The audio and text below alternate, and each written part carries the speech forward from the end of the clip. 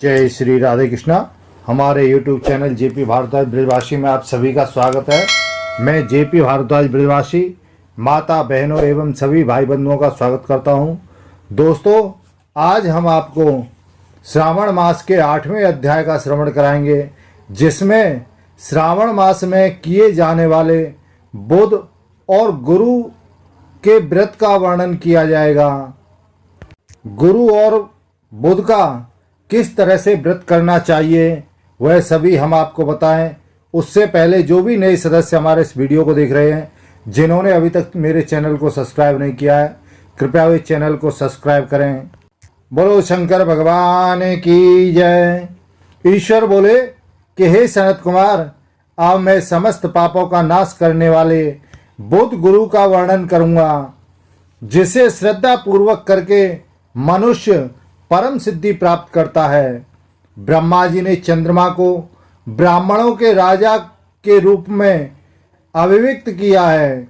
किसी समय उसने रूप और यौवन के संपन्न तारा नामक गुरु पत्नी को देखा। उसकी रूप संपदा से मोहित होकर वह काम के वशीभूत हो गया और उसने अपने घर में रख लिया। इस प्रकार बहुत दिन बीतने पर उसे बुध नामक एक पुत्र हुआ, जो बुद्धिमान, सौंदर्यशाली तथा सभी शुभ लक्षणों से युक्त था। गुरु बृहस्पति को ज्ञात हुआ कि तारा चंद्रमा के घर में विद्यमान है। तब उन्होंने चंद्रमा से कहा कि मेरी पत्नी को वापस कर दो। अनेक तरह से समझाने पर भी जब चंद्रमा ने तारा को नहीं दिया, तब बृहस्पति ने देवताओं की सभा में जाकर देवराज इंद्र को यह वृतांत बतलाया और कहा कि हे शुक्र, आप देवताओं के राजा हैं, अतः अपनी आज्ञा से आप उसे दिलाएं, अन्यथा उस चंद्रमा के द्वारा किया गया पाप आपको ही निसंदेह लगेगा। क्योंकि शास्त्र निर्णय के अनुसार प्रजा के द्वारा किए गए पाप को राजा भोगता है। पुराण में भी ऐसा कहा गया है कि दुर्बल का बल राजा होता है।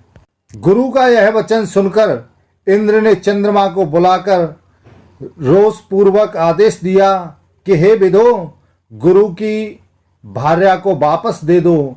देवेंद्र का वचन सुनकर चंद्रमा ने कहा, मैं आपकी आज्ञा से तारा को दे दूंगा, किंतु इस पुत्र को नहीं दूंगा। शास्त्र के अनुसार विचार करके देवताओं ने उस बुध को चंद्रमा को दे दिया।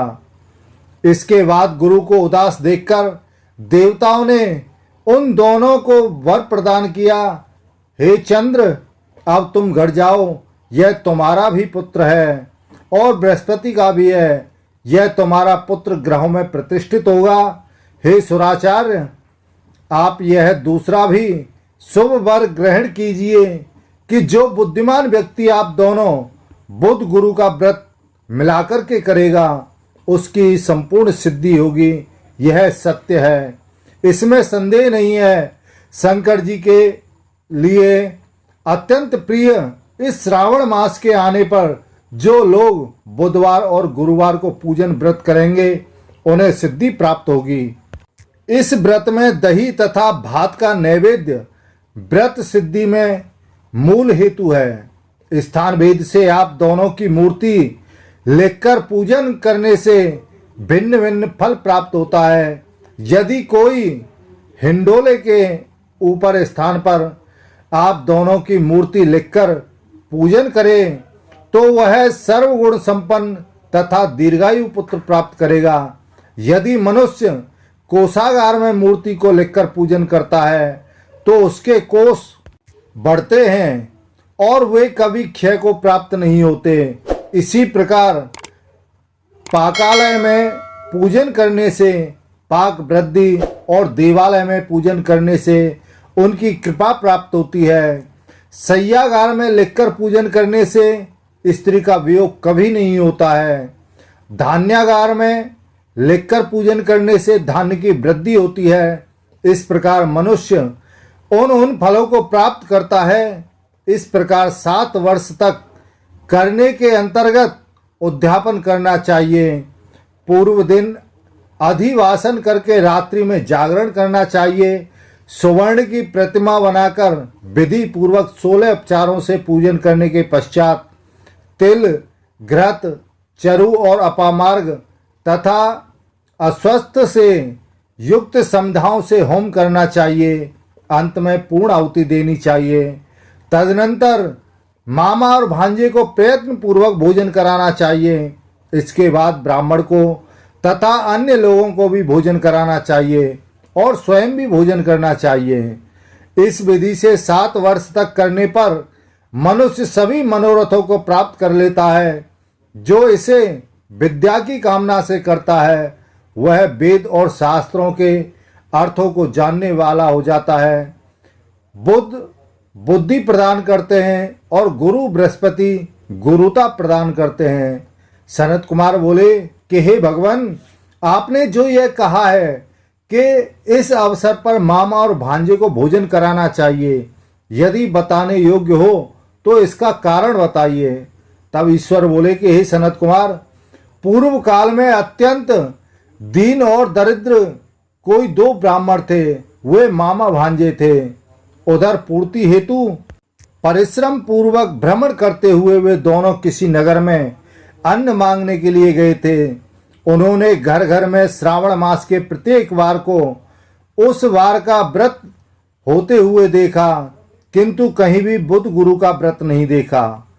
तब उन्होंने वहां बहुत देर तक परस्पर विचार किया कि सभी वारों का व्रत तो सर्वत्र दिखाई पड़ रहा है, किंतु बुद्ध गुरु का कहीं नहीं। अतः चूंकि यह व्रत अनुच्छिष्ट है, इसलिए हम दोनों को चाहिए कि इस शुभ व्रत का अनुष्ठान आदर पूर्वक करें। किंतु हे सनत कुमार, इस विधि न जानने के कारण वे दोनों संशय में पड़ गए। तब उसी रात्रि में उन्होंने स्वप्न में इस व्रत की विधि दृष्टिगोचर हो गई।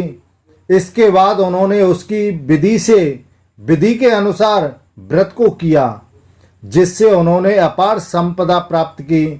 प्रतिदिन उनकी संपत्ति बढ़ने लगी और लोगों को ज्ञात भी हो गया कि इस प्रकार 7 वर्ष तक करके वे पुत्र पौत्र आदि से संपन्न हो गए। उसके पश्चात बुद्ध और गुरु प्रकट हुए और उन्होंने उन दोनों को यह वर दिया कि आप दोनों ने हम दोनों के निमित्त इस व्रत को प्रवर्तित किया है। अतः आज से जो कोई भी इस व्रत को करेगा उसे मामा और भांजे को प्रयत्न पूर्वक भोजन कराना पड़ेगा। इस व्रत के प्रभाव से उसे सभी कामनाओं की परम सिद्धि हो जाती है। अतः अंत में चंद्र सूर्य पर्यंत उसका हमारे लोक में वास होता है। तो इस तरह से इस प्रकार श्री स्कंद पुराण के अंतर्गत ईश्वर सनत कुमार संवाद में श्रावण मास माहात्म्य में बुद्ध गुरु व्रत कथन नामक 8वां अध्याय पूर्ण हुआ। बोलो शंकर भगवान की जय। दोस्तों, यह वीडियो आपको कैसा लगा? हमें उम्मीद है अच्छा लगा होगा। कृपया चैनल को सब्सक्राइब करें, लाइक करें तथा शेयर भी करें। इसी के साथ ही जय श्री राधे कृष्णा।